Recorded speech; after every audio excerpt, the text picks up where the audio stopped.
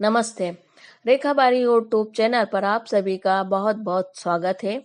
जो लोग मेरे चैनल पर नया हैं वो कृपया करके मेरे चैनल को सब्सक्राइब कीजिए, लाइक कीजिए और शेयर कीजिए ताकि आने वाले नए वीडियो का नोटिफिकेशन आपको प्राप्त हो सके। आज की हमारी कहानी है भैंस और कंबल। कर्नाटक के एक गांव में एक किसान रहता था। उसके दो पुत्र थे, त्रिमल और मिलन। त्रिमल बड़ा था और मिलन छोटा। बड़ा भाई बहुत चतुर और व्यवहार कुशल था। सांसारिक दाव पेचों को भली भांति समझता था। इसके विपरीत मिलन भोला था। उसका स्वभाव अत्यंत सरल था। एक बार अचानक किसान बीमार पड़ा और 24 घंटे में ही इस दुनिया से कुछ कर गया यानी उनकी मृत्यु हो गई। पिता के मरने के बाद दोनों भाइयों में अक्सर छोटी छोटी बातों पर झगड़ा होने लगा। कभी कभी तो झगड़ा उग्र रूप भी धारण कर लेता था। गांव के मुखिया को दोनों भाइयों की लड़ाई बुरी लगती। वह गांव में शांति बनाए रखना चाहता था। फिर भला त्रिमल और मिलन के झगड़े को वो क्यों ना बंद कराता।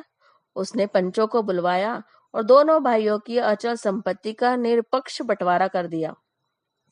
दोनों भाइयों को भी पंचों के बंटवारे से पूर्ण संतोष हुआ। अब चल संपत्ति के बंटवारे में उनके पास सामने बड़ी दुविधा उत्पन्न हो गई, क्योंकि एक भैंस और एक ऊनी कंबल को दो हिस्सों में कैसे बांटे। यदि एक वस्तु किसी एक भाई को देते हैं तो भी मुश्किल था। दोनों की कीमत में बड़ा अंतर था। भैंस 5,000 की और कंबल मात्र 400 रुपए का। इसीलिए पंचों की सहमति से फैसला आने वाले कल पर टाल दिया गया। इधर त्रिमल के मन में उथल पुथल मच गई। वह रात को पंचों के पास पहुंचा और उनकी जेब थोड़ी बहुत गर्म करके लौट आया। थोड़ी बहुत गर्म करके लौट आया का मतलब होता है कि उसने उन सभी पंचों को पैसे दे दिए। इस तरह उसने पंचों को अपने पक्ष में कर लिया।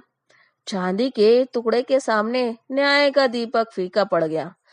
दूसरे दिन पंचों ने इस प्रकार न्याय किया।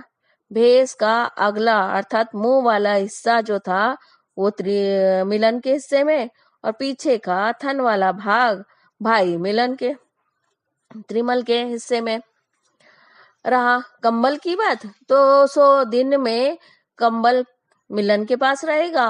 वो उसका उपयोग करेगा और रात में त्रिमल का उपयोग करेगा। पंचों के निर्णय से त्रिमल तो बहुत खुश हुआ।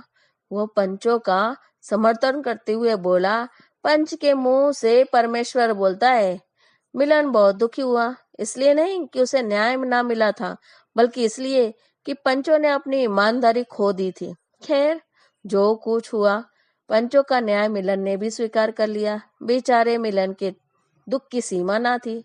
वो मेहनत करता, मजदूरी करता, बड़ी मुश्किल से अपना पेट पालता। ऊपर से भैंस को भी खिलाने पिलाने की जिम्मेदारी थी।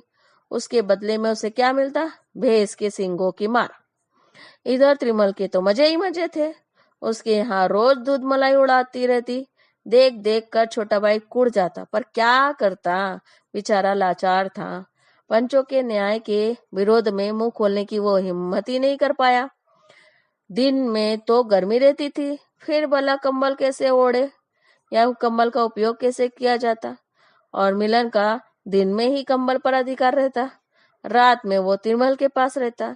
इससे रात की ठंड में त्रिमल आराम से कंबल ओढ़कर सो जाता और मिलन रात भर जाड़े में ठुठुरता हुआ कंबल को याद करता रहता। त्रिमल आराम से कंबल ओढ़ के गहरी नींद में सोया करता।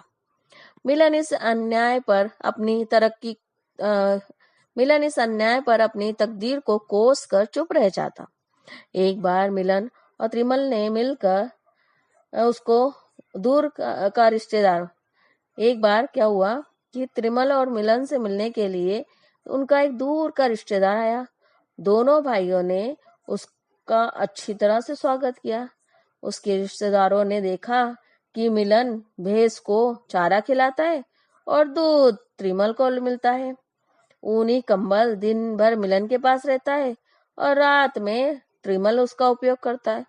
यह सब देखकर उस रिश्तेदार को बड़ा दुख हुआ। बातों ही बातों में उस व्यक्ति ने पंचों द्वारा किए गए अन्याय को समझ लिया। उसने मिलन को समझाया, भाई, इस दुनिया में तुम जैसे भोले व्यक्तियों का जीवन यापन बिल्कुल असंभव है। इस जमाने में जैसे को तैसा मिलना चाहिए। मिलन बोला, आप ठीक कहते हैं, पर मुझे इस मुसीबत से बचने बच निकलने का कोई मार्ग दिखाई नहीं देता। मैं अपनी तकदीर को कोस रहा हूँ। तकदीर पर कायर मनुष्य ही निर्भर रहते हैं। देखो, मैं तुम्हें एक उपाय बताता हूँ। उसके अनुसार अगर तुम अपने व्यवहार करोगे तो निश्चय है त्रिमल को भी आटे दाल का भाव मालूम हो जाएगा। यह कहकर उसने मिलन को एक ऐसा उपाय बताया कि मिलन की आंखें चमक उठी। दूसरे दिन मिलन ने दिन भर भैंस को चारा नहीं दिया। बेचारी भूखी भैंस रंभाने लगी, परंतु मिलन ने उस पर कोई दया नहीं की। त्रिमल ने मिलन को इसके लिए बार बार टोका, भैंस को चारा क्यों नहीं देते, भैंस को चारा क्यों नहीं देते। तब मिलन ने जवाब दिया, सिर पर मेरा हक है, मैं चाहूं जो करूं, तुम्हें दखल देने की क्या जरूरत है।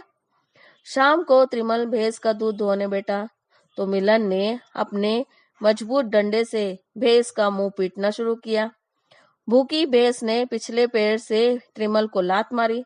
त्रिमल के हाथ से दूध का बर्तन छिटक कर दूर जा गिरा। उसकी ठुड्डी पर जो लात पड़ी तो दांत जीभ में घस गए। ठुड्डी से खून बहने लगा। एक दांत टूट गया और एक हिलने लगा। त्रिमल को मिलन पर बहुत गुस्सा आया। मिलन ने भी निष्ठुरता से जवाब दिया, अपने हिस्से की वस्तु से मैं चाहूं जो करूं, तुम मुझे कुछ नहीं कर सकते। अब त्रिमल चुप रह गया। वो क्या बोल सकता था। रात में कंबल पर त्रिमल का हक था। जब मिलन ने उसे कंबल दिया तो वो दंग रह गया। मिलन ने कंबल को दिन भर ठंडे पानी में भिगो कर रखा था। अब त्रिमल को छोटे भाई मिलन की तकलीफ का एहसास हुआ। रात भर वह कंबल का उपयोग न कर सका और ठंड में ठिठुरता रहा, सिकुड़ता रहा। अगले दिन त्रिमल ने पंचों के पास जाकर अपना दुखड़ा रोया और फिर से न्याय करने को कहा। इस बार पंचों ने भी उसे धुतकार दिया। वे मिलन की युक्ति पर बहुत खुश हुए थे। अब त्रिमल की चालाकी धरी की धरी रह गई। जैसे तैसे दिन बीते, भैंस ने दूध देना बंद कर दिया।